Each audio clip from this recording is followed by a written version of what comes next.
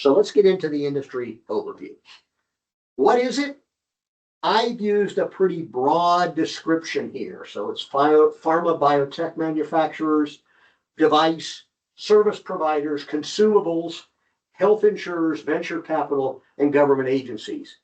I've used this broad definition because the process you go through to get a job in any one of those areas is very similar and very different to what it is in the academic world.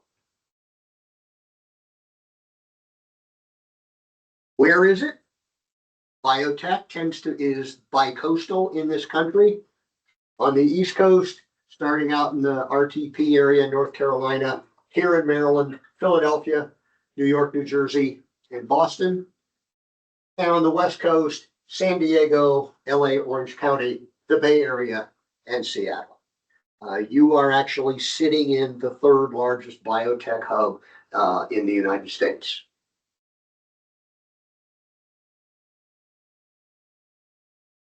Whenever you talk about industry, you got to talk about revenues, right?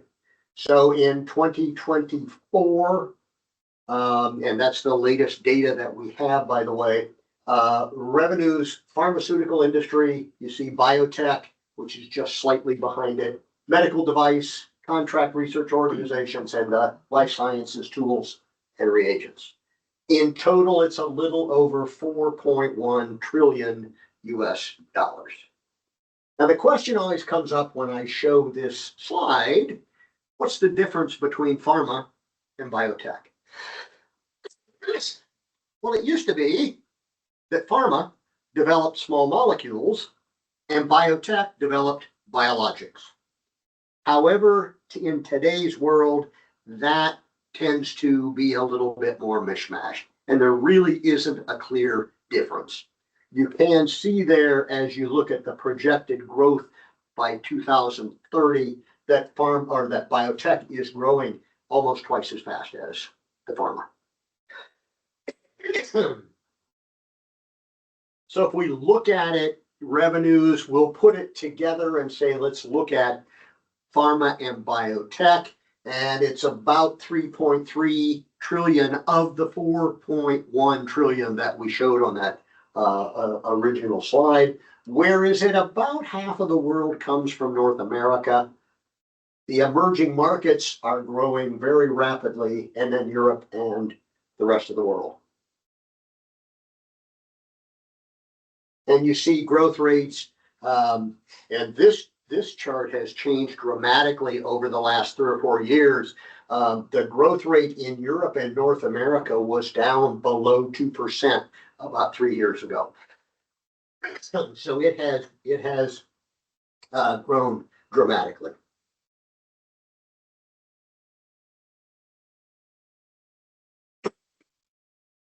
The top 10 companies, and again, we're looking at 2024 because we don't have the 25 numbers yet. And what's interesting, you can see J&J, which is the largest company in the world, the largest pharma company in the world, just under $90 billion, down through Sanofi, which is about $50 billion. Either one of those are still pretty big numbers. What tends to happen here? These 10 companies tend to be the same year over year. The order that they appear in this chart tends to change a little bit. I have to get out. Lozenge here. The lifeblood of these companies is research and development. And here you can see the research and development companies of these top 10 from about $20+ billion down to a little over about $7 or $8 billion. And that's an annual figure. And then you see this is a percent of revenues that they are investing in R&D. And that goes from a low of about 17, 18% up to almost 30% of the revenues.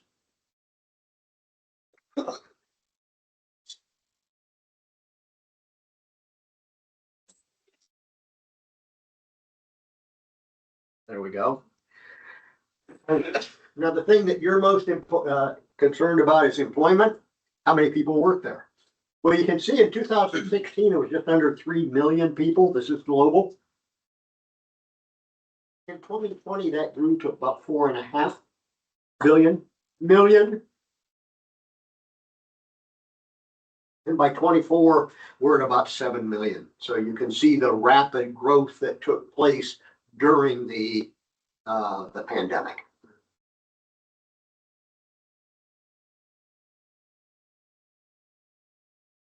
Now, we said we'd give you a little history lesson here. So kind of what has happened through the years. And we'll then try to look at how that has impacted where we are. Well, the roots of the pharmaceutical industry go way back to the apothecaries and the pharmacies from the Middle Ages that offered kind of traditional remedies. The pharmaceutical industry, as we know it, grew out of the chemicals and dye businesses, mainly in Europe. Merck in Darmstadt, Germany, began manufacturing and selling alkaloids in 1827. Edward Robinson Squibb established his lab in 1858. Pfizer provided Union Army treatments during the U.S. Civil War, and Colonel Eli Lilly established his lab in Indianapolis in 1876.